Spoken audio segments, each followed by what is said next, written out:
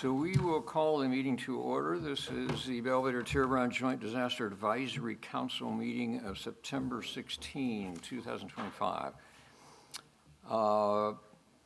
We have an audience, and actually our audience, except for one person that I don't know there, are all special people.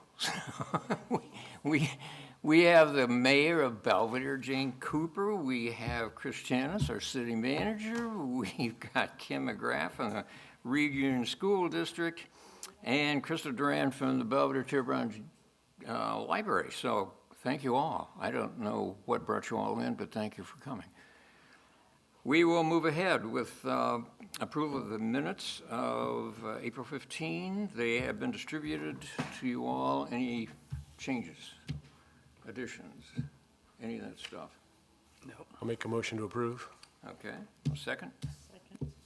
All in favor, aye? Aye. All opposed, same sign. So that passes, and we'll move on to our open forum. This is an opportunity for anyone in the audience to let us know an issue they may want to discuss that is not on the agenda. If it's on the agenda, we'll get to it eventually.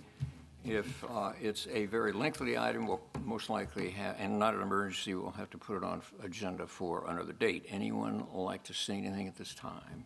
Yes. Great. Kim, how are you? I'm great, thank you. Good.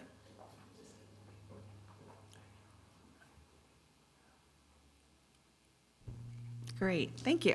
Hi, Dr. Kimberly McGrath, Superintendent at Reed Schools, and I'm here with some good news and a thank you. So I wanted to let you know that Reed Union School District is a finalist right now for a Golden Bell, which is a state-level award for positive school culture and school safety. And so I just wanted to say thank you because so many people here on this council and in this room are part of contributing to a really positive school culture and a safe culture for our kiddos. So I can look around the room here, all of you in individual ways have given your time, given your efforts, given your energy to that. So I brought the kind of summary document that clearly states the partnership that we have with this organization, and just wanted to tell you thank you. So I will let you know if we win or not, but I did hear there were thousands of people considered and that our district is now a finalist, and so a few more steps to take, including a step tomorrow of kind of verification. So I'll let you know where it ends, but either way, just at a state level, the collaborative work, the partnership work, the way that all of you come together to do great things for our kids is noticed, and I just wanted to let you know how much I appreciate it. Do you have any idea how many finalists there are? I don't know. I don't know how stiff the competition is. Well, we hope it's only one or two. So. I hope so too. Yeah, so I'd be happy to leave this with you too, that just kind of shows just some bulleted points of kind of different organizations, and you can see clearly over here on community involvement and this group being one. You know, I'll just, a couple of quick examples. Dr. Cromwell, you've been a huge help to us at your expertise, your, coming to work with us and organizing people to, help create awareness, training, professional development, et cetera. Adams joined our Incident Command Center, gave, really good feedback and input to help us continuing to develop that, and, just on and on. So, thank you, and we'll cross our fingers. Good. Comments? Kelly? Yeah, I just want to thank you, Dr. McGrath, for your leadership. I know how hard it is to win a Golden Bell Award, and I want to thank you for everything you've brought to the district since you've came in and become our superintendent. Thank you. Thank you. It's my pleasure. Any comments from the audience? There are two things that we do need to talk about, not tonight, but one of those is the first aid station at Del Mar School. I've talked to you about that. We talked at length about that, but we do need at some point to try to kind of cement that with the school board and hopefully get their approval and an MOU with them. Right. And another thing, we're now investigating collection points, which we won't discuss at this point either, for a disaster response.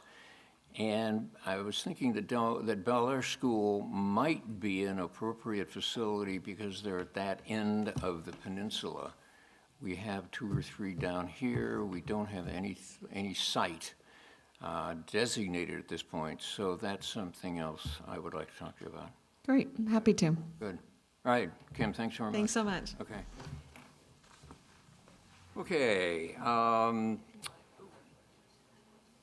we will go ahead with our presentations and. Could I just Go, quickly, Lucas. sorry, before we move on, it's kind of going to have to be an open forum thing because I failed to put it on the agenda.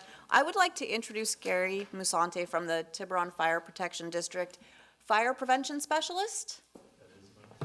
And we are so lucky to have him be part of our team here on the peninsula because he's doing so much to help prepare our residents, and he's been a joy to work with, and he's here to talk about some of those efforts today. So I just wanted to introduce you all to Gary before he comes up on the agenda. All right, we will talk to you in a minute then. All right. So, Crystal Duran, the director of our library. Crystal has been here, what, 2 years now? 3.75 years. And 16 days? I literally had to do the math earlier today because I was filling out some other paperwork. And so it asked, how long have you been employed in Marin? It's 3.75. Closer to 4. So good afternoon. My name is Crystal Duran. I'm the library director for the Belvedere Tiburon Library, beautiful facility right next door. And Lori invited me today to go ahead and share more about some of the work we've been doing at the library. So since I actually started here really early on, I did a lot of listening and learning about the community, what were some of the priorities, and sustainability, disaster preparedness, community outreach and engagement were just key themes that kept coming up. It also came up very clearly through our strategic planning process that we engaged in 2023. And as a result, resiliency and sustainability are big areas in our strategic plan. So they're focus areas for the work that we're doing, both internally and externally. So I wanted to share a little bit about some of the programs we're doing for the community. So if you live on the peninsula, you should have received this brochure about 2 weeks ago or so in the mail. It lists a lot of the programs, not all of the programs, but most of the programs we plan for the next several months. You can find all of the library programs also on our website, but we have a whole area on sustainability and resiliency, and there was just a very popular, very well-attended disaster preparedness workshop today, right next door. And we have a few other programs going on for the month of September and October, including Radio for Emergencies, which is coming up, or just passed, Meshtastic, which is how to create your own kind of radio when the cell phone towers are out, how can you continue to manage communications with folks, building a personal go bag, coming up this Saturday, which will probably be well attended as well. So we've, for the last 2-3 years, have hosted a lot of programs to help inform the community about what they can do in preparation for a disaster and then also in response. And Dr. Tom Cromwell has also hosted several CPR first aid classes for the community too, very well attended. So that's a lot of the work that we've been doing publicly and outwardly facing. We're also doing a lot of work internally. So library staff have been pursuing what's called Sustainable Library Certification. It's a national initiative. Our goal is to complete the program by calendar year 2026. And if we do, we'd be only the second public library in the state of California to complete the program and earn the certification.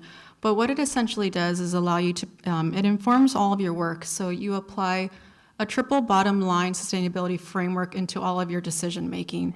So it ensures that you're looking at social equity and connecting people, so building your community and creating resiliency there.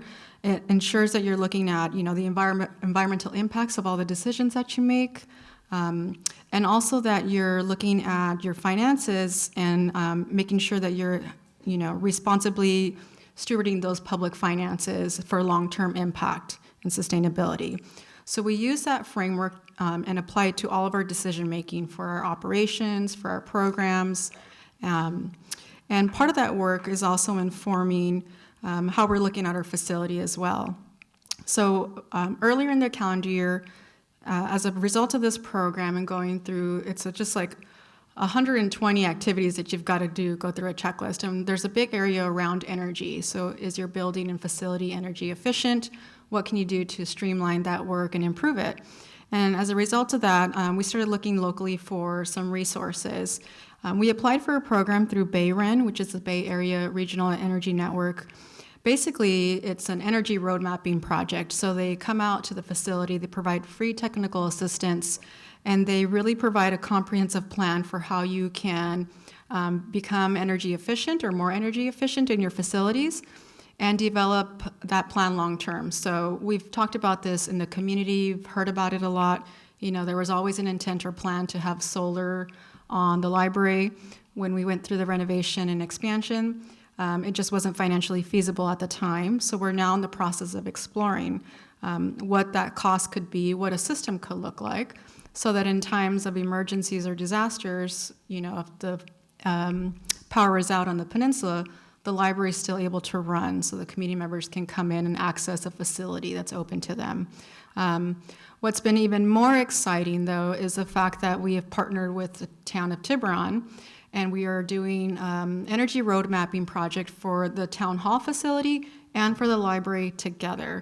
So the whole goal around that is to ensure that both facilities have the solar capacity, have backup battery source to store solar, and a backup generator, so that if the electricity or the grid is out on the peninsula, both of the facilities can operate. And you might think of the library building being the space maybe for members of the public to go and find respite in times of need, and perhaps town hall is overflow or is more primarily for staff who are maybe serving folks on the peninsula during emergency or crisis. And so just today, we actually had BayREN engineers out going through the facility here at Town Hall and then next door at the library and talking about what our goals are for our facilities. Earlier in the calendar year, Greg Chanis and I hosted a meeting with several stakeholders, some of the folks in this room.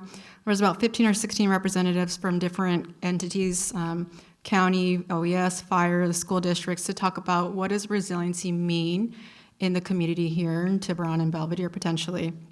And so as a result of that information gathering, our goal is to be able to run both facilities on emergency backup power for at least 72 hours.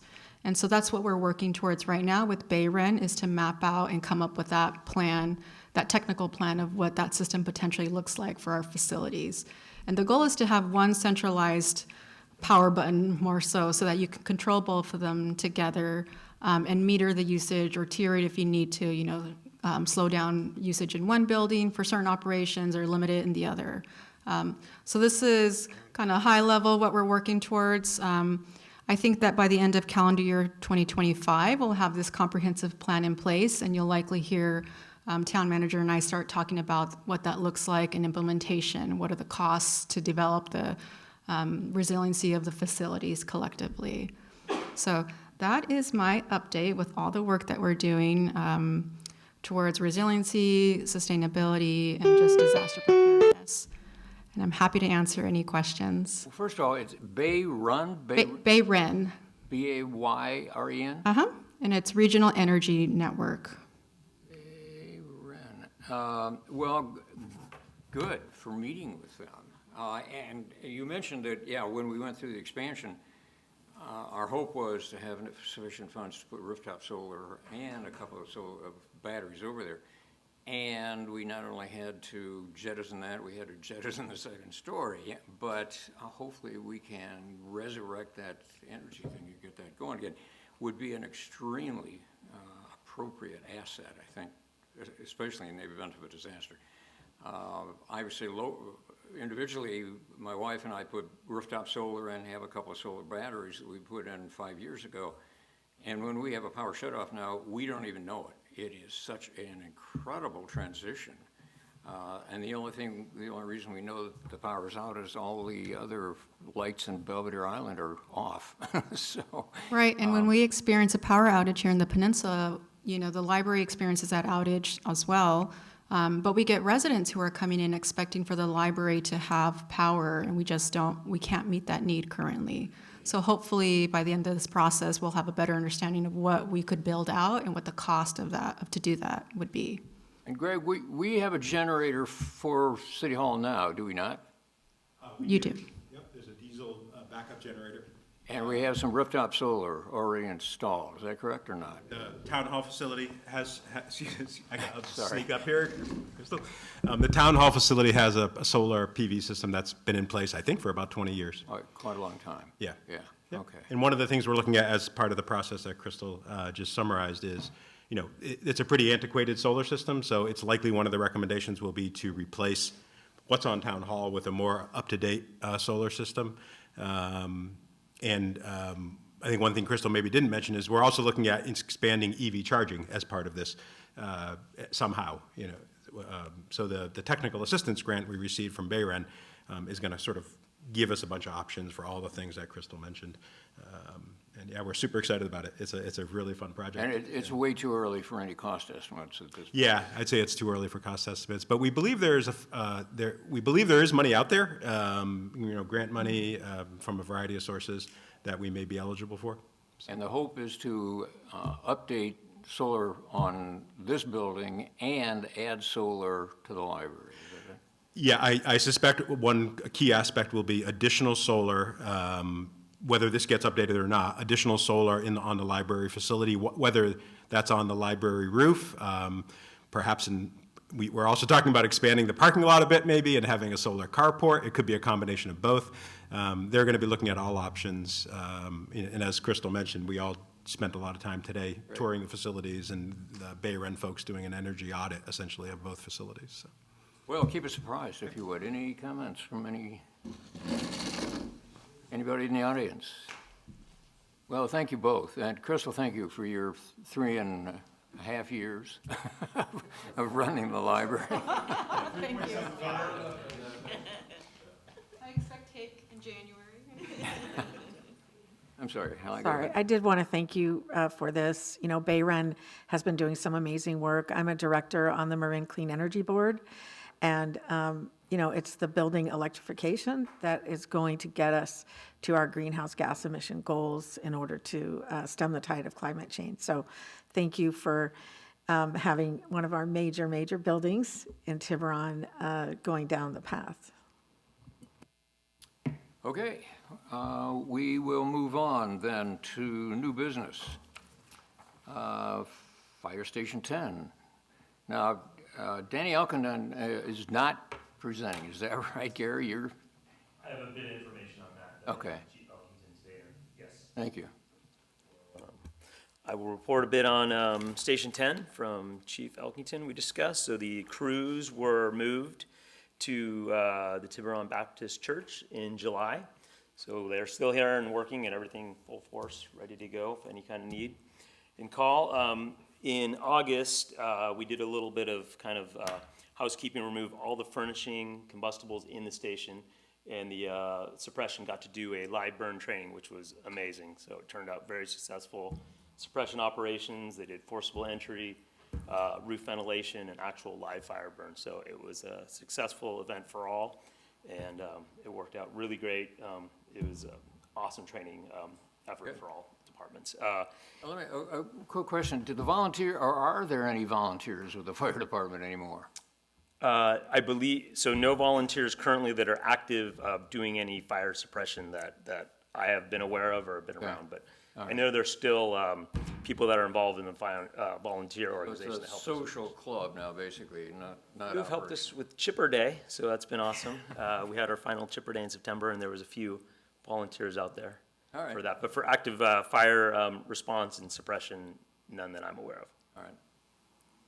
And so you have not started reconstruction on 10, but when do you anticipate doing that? Yep, so the last, end of August, they completely demoed and raised it, and then still waiting, and I just talked to Chief Elkington today, still waiting on some final permits and plans, and when that begins, it'll be 12 to 18 months is what the process is for construction. So hopefully very soon to have all that and moving forward, but the So 12 I'm to sorry, 18 it'll be months. 18 months to start the construction or to complete? No, when it begins, Okay. the process, 12 to 18 months is kind of the process for And all the construction. equipment's at the Baptist church now? Everything is there from Station 10, yep. So, and then I think lastly, that was it. There will be, this is kind of nice, when everything's set and ready to go, there'll be a camera on site so they could see progress and what's done. And day by day, so that'll be a kind of a cool thing that we'll post on our website. So we'll have a camera Good. to see, construction kind of in phases going through, so. Thank you, thank you. Comments?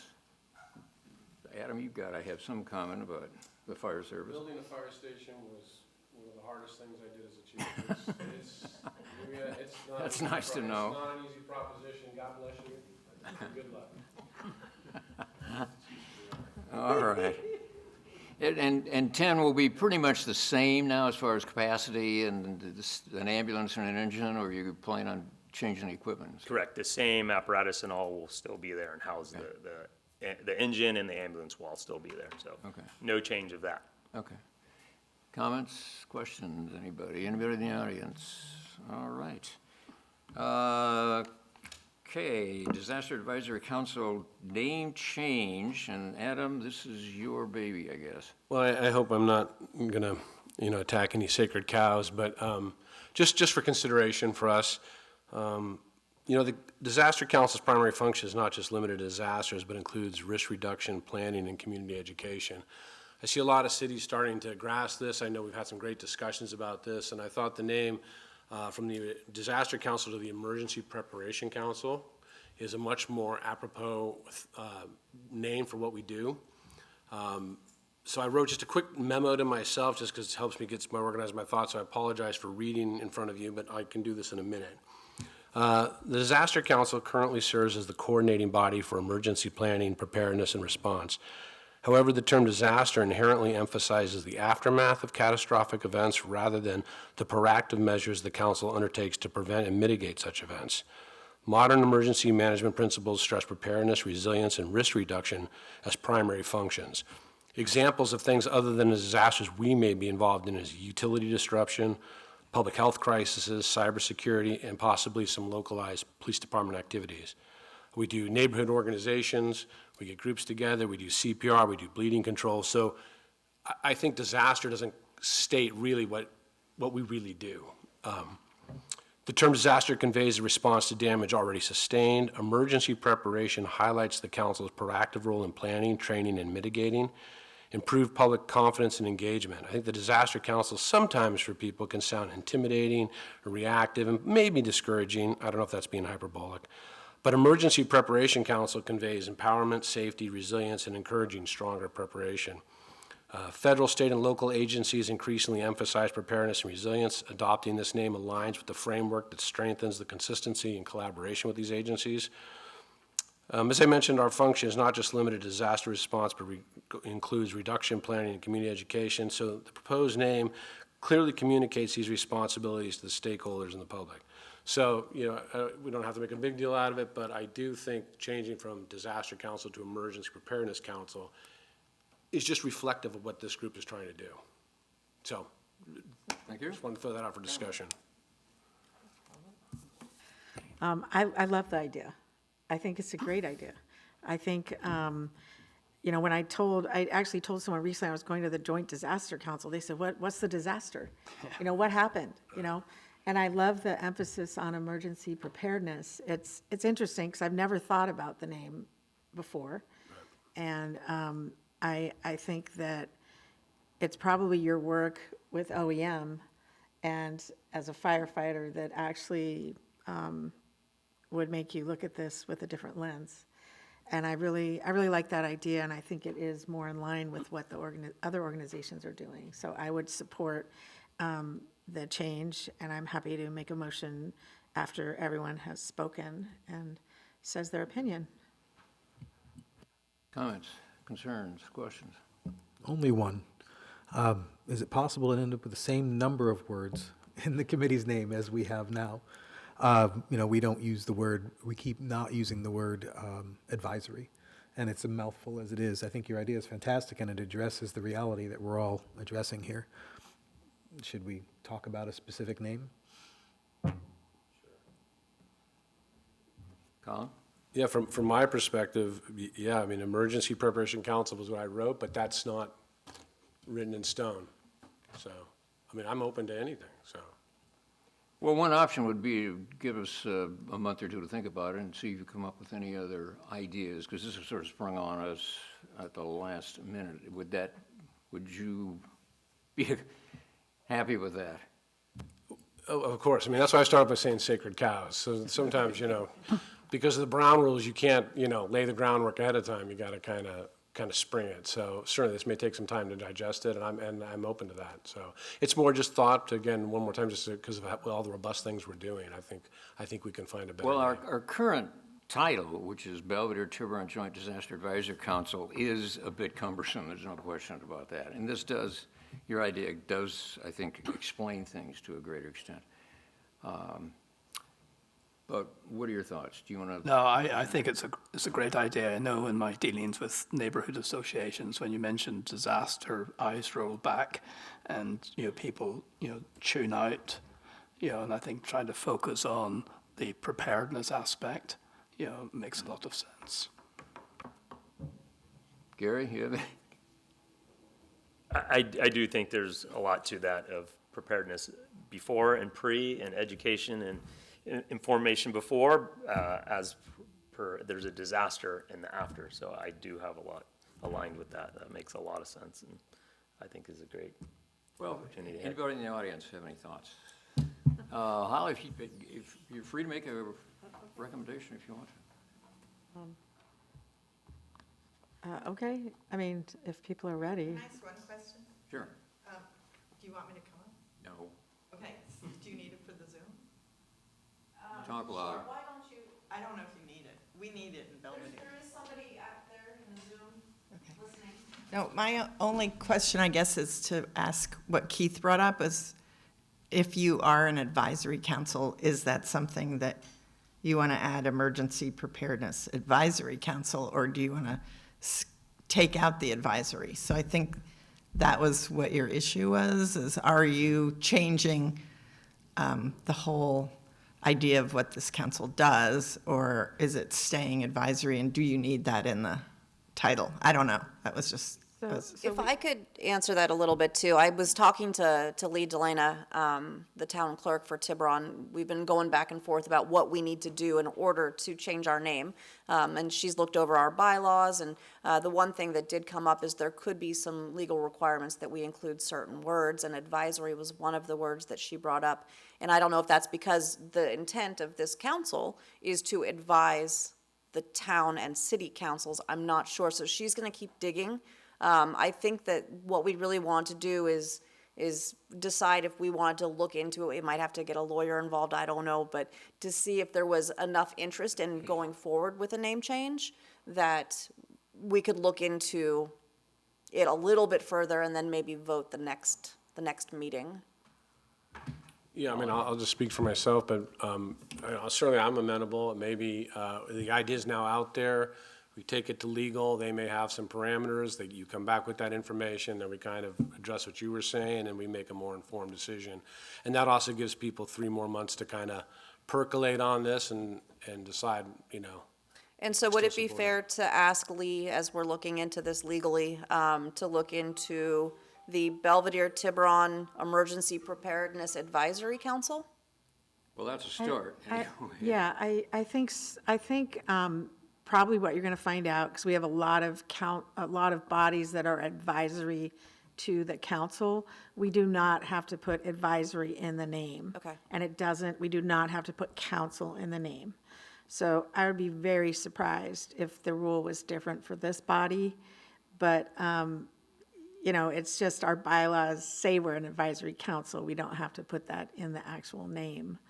But I think whatever everyone wants to do, waiting and getting some more information and then thinking about the name sounds Well, like there a good doesn't seem idea. to be a lot of objection Yeah, on sounds waiting, and we've had the other name for 40 years, so I guess it's not particularly urgent, so. Well, we're not going to wait 40 years, are we? Lori, see what you can find out legally. Would this be something that if we decide to do, we would recommend it to the council? And like Holly said, maybe it is because we have advisory in the bylaws that it has to be included. So why don't I do a little bit more research, and I'll let Lee know what our intention is with the Emergency Preparedness Council, because that is more in line with our, All right. Next meeting, I'm going to want to change the city charter. okay, I'll put that on the agenda. You talk to Craig about that. I like it. All right, we will go ahead. Where are we? Alert Marin. Who's this, anybody? So the Alert Marin issue, we've been going back and forth in emails, and I believe everybody's been on the email with Ruben. And looking at Alert Marin and the opt-in versus just automatically sending it to everybody, because there was a bill that was passed that allows for the County of Marin to use information from utility companies to use the Alert Marin system to contact people. So Ruben actually looked into this with one of the Board of Supervisors from Marin County, and it was found that that is only to be used in the event of imminent life-threatening danger. And I don't have that email directly in front of me, but I believe you all received it too. So Alert Marin is really opt-in for anything that's not life or death. And so we really wanted to keep pushing forward with getting people to sign up. I'm hoping in January to have somebody from the County Office of Emergency Management come and speak about Alert Marin, because they really are the subject matter experts on this. And so Alert Marin is opt-in for any kind of emergency notification unless it is imminent threat. And then the County of Marin actually uses the WIA alerts, which is like what we got for the Phonami alert back in, what month was that, July? But the tsunami threat that we all got alerted to, that was through WIA. And so they can also use that. So we do have ways of getting absolutely everybody in a geographic area, and that's the WIA. Alert Marin is really going to be more of an opt-in, I think, except for those life-threatening. So that's the long way of saying we need to keep promoting Alert Marin. Can you get Woody down here next time, you think, to I explain it? think it's going to be Stephen Torrance that's going to come and speak to it. Okay, all right. I think Stephen is kind of taking this on as his.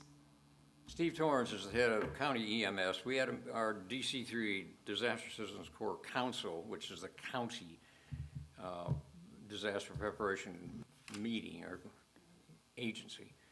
And at our meeting just 2 days ago, Steve Torrance said that we still are about 30% opt-in for Alert Marin around the county, even though we've been pushing this for 2 years now. So, We're much higher, though, here.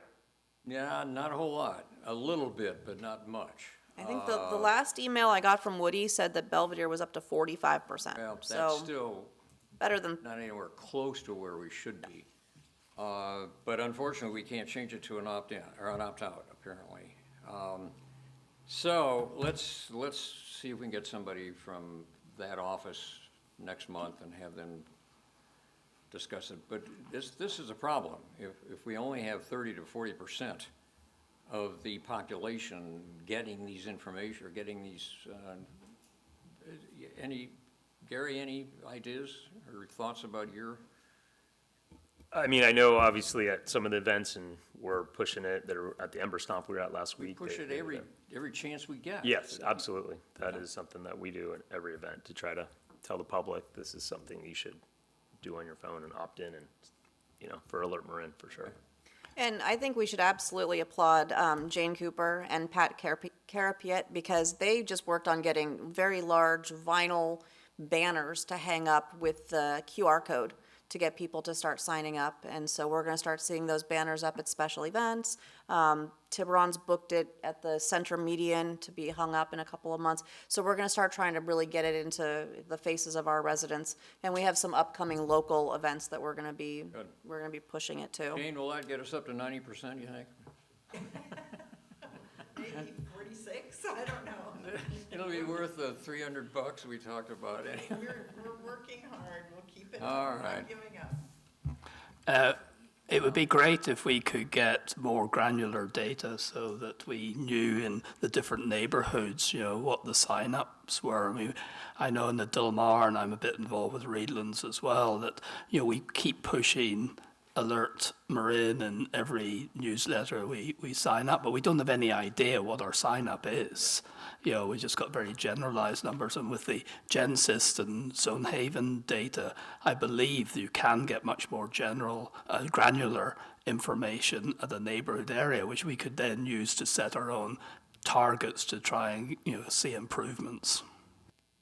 We have asked that, Steve Torrance, that exact question, and apparently it's not as easy as we think it would. And the granularity now is such that they can pretty much break it down into the percentage of people in each city that belong roughly. But any more than that, at this point in time, just is not available. So, and Tom? yes. I also think I had the experience where I signed up, or so I thought, for Alert Marin. And then I went to the Ember Stomp, and they said, well, let's see if you really are signed up. I had to get a checkoff on a card, and they looked me up, and I wasn't there. But I had assumed that I was signed up. So I think we could be seeing where people, like Colin is saying, people think they have signed up, and then it's not getting reflected. So I would suggest that at as many events as we can to actually have people check, and you can check on on your phone at these events and see if you're Well, it was obvious at that meeting just this afternoon right. that several people thought they were signed up and indeed aren't. I think we're stuck a little bit in pushing this. People are probably thinking they're signed up. Our numbers aren't changing. So there's something going on, and it could be that Okay. they're not hitting that last button, or I don't know what it is. Anyway. Well, at the next meeting, if we can get Steve Torrance here, he's a great speaker, and he certainly will answer what questions that we have to the extent he can. Okay, anything else on that issue? We will go ahead with Ember Stomp. Anybody attend Ember Stomp? I know, Lori, you did. And, Yeah, I did. and Leah, did you? Okay, okay. How was it?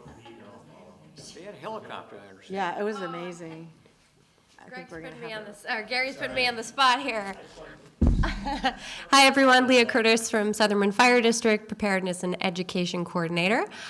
So Ember Stomp was a great success. I haven't seen the final numbers on attendance, but I know for our table, Southern Marin Fire's table, we were able to draw some more folks in with activities around defensible space, go bags for residents of the Southern Marin Fire District, and also a couple of other games and our new wildfire action plan, which I brought a copy with to share with the council today. We also demonstrated our drone program and how we use that for defensible space, not your home inspections, but for larger scale projects and programs that we have. So we got some unusual folks who probably wouldn't normally stop at our table, and it was double the attendance to our booth versus last year. Really? So that was fantastic. I know there was a lot of great inspiration from other fire jurisdictions. Great questions, great interaction from the community as well. Alert Marin was something we were pushing. And on that topic, what I'll say is, if you look at that 30% we like to throw out percentages, but if we look at this room, 4 out of the 12 or 13 people would know what's happening in an emergency. So that's the way that we like to put it across to our community members. You might find out some other way, but that is one of the most direct ways you will find out. There's a lot of intent behind signing up. I myself have gone home in the past and wanted to sign up for something or look at that site. But we don't always understand how important that life-saving information is from there. For Belvedere residents, we do have resources we can share, and I can share with Tiburon Fire and Tiburon PD as well for simple information, postcards you can hand out to get people to sign up with a QR code. And then on the back of it, there's instruction about how to bypass the Do Not Disturb. So if it's the middle of the night or you're the disaster council, potentially different name in the future meeting, your phone will actually ring and buzz and do all the wonderful things it's supposed to do, even if you have it on silent, if there is an emergency. But as far as Ember Stomp goes, we're waiting for the final numbers. Great success year on year. I know they always want it to be bigger and better, so we look forward to next year as well. And you doubled your attendees at your station anyway. Yes, as far as for year on year for us, Southern Marin Fire at our booth, we had double the attendance. We saw about 150 people versus around 75 last year. But Yeah. it's been growing year after year, which is quite incredible. So Yeah. congratulations to all the effort. Gary, Yes. you have the same? Thank you. Yes, we definitely, this was the first that I was at this event. We had a good turnout. I feel that Ember event overall was a very successful. Unfortunately for ours, for Tiburon Belvedere, we had a sign-up sheet. It was lacking for actual Tiburon Belvedere residents. And next year, I hope to make that bigger and better. But as overall, we definitely had an awesome turnout at the event and stuff. We did, thanks to you all, and Lori helped organize. We had the fire blankets and some Tiburon fire bags to give out. Overall at the event too, which is really cool for some that wasn't attended at this one, they talked a lot about Zone Zero. They did a live burn on some combustible mulch and vegetation. I thought that was awesome to see. Also, they brought in some home hardening products, some vents, roofing, and then what was really cool is seeing the fences that were non-combustible fencing. So they got to kind of show their stuff and kind of what was there and bring samples. So I thought that was really neat to see firsthand about here is a WUI compliant vent, here is a fence that is a non-combustible fencing material. So to touch it, feel it, and see it up close, I think that made. Well, and Sidewalk CPR sent records this year also, and it seems to do that about every year. So we are getting the word out. So I'd love to speak a little bit about Ember Stomp, and it's going to lead right into the next thing that's mine, so if Okay, you don't go mind. ahead. So Ember Stomp, Gary and I really teamed up, and Southern Marin Fire was right there. I loved our collaboration. It was really awesome. But we really started talking about how we could do our Get Ready to Go event better, because it's really kind of a similar thing. We ask people for the Get Ready to Go 94920 to leave their homes, practice their evacuation routes, grab their go bags, check through it, and then come to the Get Ready to Go 94920 event. And we've had first responders at our event for the last 4 years now, and it's been well received. Gary and I started looking around at some of the vendors, and they're providing things like the screens for your vents. And that's something that came up at a disaster council meeting. And here there were people that actually said, hey, I have this. And they put it on display for you to see. And there was construction companies or tree cutting companies that actually came out with their tools that they used for vegetation management. So you could see the things that they could do to help you with the fire prevention. And so we want to maybe next year, we're feeling a little inspired, do more of a focus on evacuation to the Get Ready to Go event and have more vendors, more businesses that are there to show you what kind of things. Instead of just saying, you need to do this, you need to do this, we can say, hey, here's some companies that you might consider that will help you do what we're saying. And so we really were inspired by Ember Stomp. It was really a fantastic event, and that's going to hopefully lead to a better Get Ready to Go 94920 2026. Little too late in the planning phase to do anything for this year, but definitely for the next year. This year's Get Ready to Go 94920 is going to be on October 18th, and that's going to be at the Belvedere Community Park. Again, this is an event that's been rotating. We started out at McKegney Green. It moved back here to Zielinski Park for a couple of years. We're now going to move on over to Belvedere Community Park. Again, just making this a real focused on the whole community of the Tiburon Peninsula. And we're going to invite everybody to come out. The focus this year is going to be on go bags. Really making sure that people have a good go bag and they're ready to evacuate, not only knowing their routes, but having the supplies they would need if they had to leave their home. So that's going to be our focus. We're going to take some of the bands and the face painting away from it and really focus on disaster preparedness. And we are going to have Forest Fire Barbecue. The man who runs it is named Forrest, and that's why it's Forest Fire Barbecue, but sticks with our theme, and he's really good. It's some really good ribs and chicken. So I hope that you all will spread the word to your neighbors, your friends, your family, everybody in the community, and I'd love to see big participation this year at the event. Great, thank you. Holly. Yeah, so I just want to say thank you, thank you, thank you, thank you. I went to Ember Stomp, and it was amazing. I got to see the live burns, and I want to comment first on Leah, Gary, and Lori, because when I went to your tables, you were so energetic and so much fun, and I was so happy. And, I think to the public, that event is really a great event to figure out, what can I do? And sometimes it's overwhelming because there's so many things to do that I love the idea, Lori, of bringing the how do you do it to our local residents, and especially those that might not have made it to Ember Stomp and seen the vendors, because once you get that business card, you just make a call and could put the screens over the vents and look at different building materials. But it is a daunting task if you don't know who to go to get these things done. So I think that will be a big help. And I just want to say how wonderful it was. There was another thing that I really enjoyed that I wanted to talk to this, whatever we're called, council about.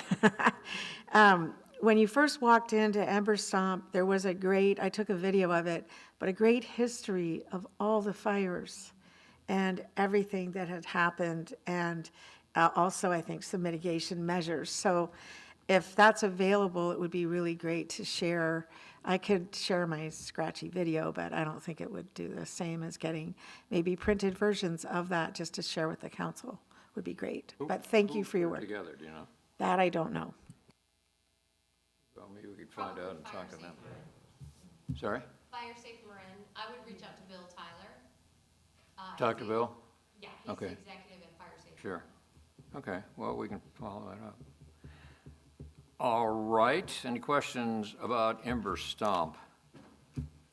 If you haven't been to it, it really is quite impressive. And this year, they actually had a helicopter up. And anytime you get a helicopter up, it draws a lot of attention. So that probably helps substantially. Jane, our Go Bag event. Well, Belvedere is also getting in the go bag business along with everything. Well, you know what they say, you have to repeat things to people more than once, right? So we are doing our go bag. You can see it's Belvedere logo. It says go bag on it. We don't want people taking these to the grocery store or hiking on Mount Tam. We want them to really use it as a go bag. So we're excited about this. It's October 10th. We are we've ordered 100 go bags that look like this. And we were very generously funded by the Belvedere Community Foundation. And this event is the first little event for Be Ready Belvedere. And Be Ready Belvedere is a little offshoot of Get Ready 94920. So we just decided that we would try to do a few things for our own residents. Keith sits on our committee as a representative from here, so we are totally connected between all the different groups. And we meet about once a month, and we're trying to educate, emergency preparation, and our first event, as I said, is the Go Bag. So ours will not be filled, but we will have a few things to get people started, and then we'll encourage them to go to the event, Get Ready 94920, the following week and fill up their bags some more. So I think it'll be a great one too, so to speak, anyway. So I just wanted to share with you what we're doing, and one per household until they disappear. So thank you. Thanks, Jane. Comments? All right. Jane, I have one comment. Jane, you are fabulous. You are such a wonderful mayor of Belvedere. And I know that when we did the fire forum, you were talking about the Go Bag, and I'm really impressed that you have it ready to go. Yeah. I don't so- have one. My first go bag, I'm so embarrassed to say. Here I am promoting all this.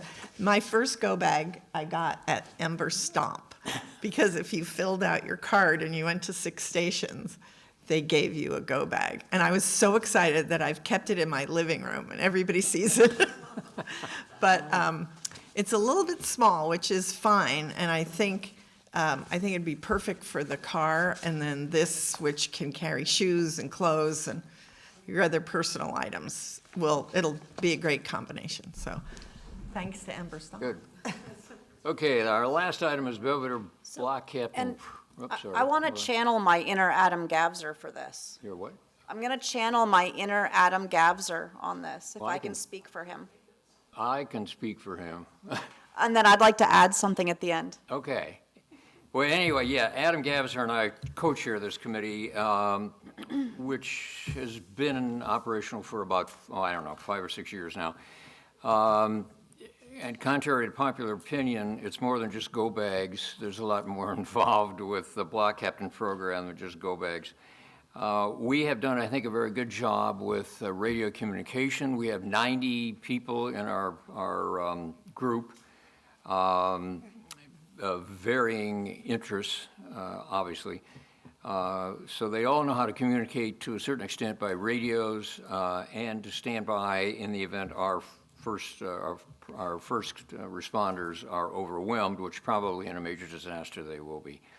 The two areas that we need training increases, and that's what we are going to try to follow up on this coming year, is that our black captains need to do two things. One is to familiarize themselves with the acute, or the AFNs, access and functional needs people in their 12 or 15 residents that they're responsible for. They need to get to know these people before the fact, know what their disabilities are, especially those who have dementia problems, mobility problems, whatever. We have not done a good job with that. That's something that's tough to push, but we're going to continue to do that. And the other is some basic life-saving skills. Our block captains need to be trained in how to stop the bleed, how to put a tourniquet on, how to do hands-only CPR, what Narcan is and how to use it, what's an AED, all those sorts of things, because they may become the first responders when Gary and his crew are overwhelmed. So we're going to keep working on that. I will give that class that I give in November. If we need to do another one specifically for our block captains, we'll do that and try to increase that level of understanding and appreciation. So that's where we are with our block camp program. Any questions? Okay.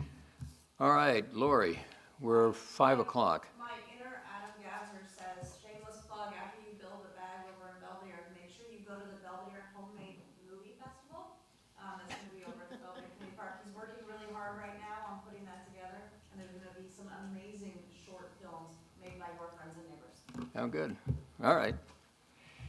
Okay, I think that's the end. Any other comments? Thank you all for coming. Appreciate it.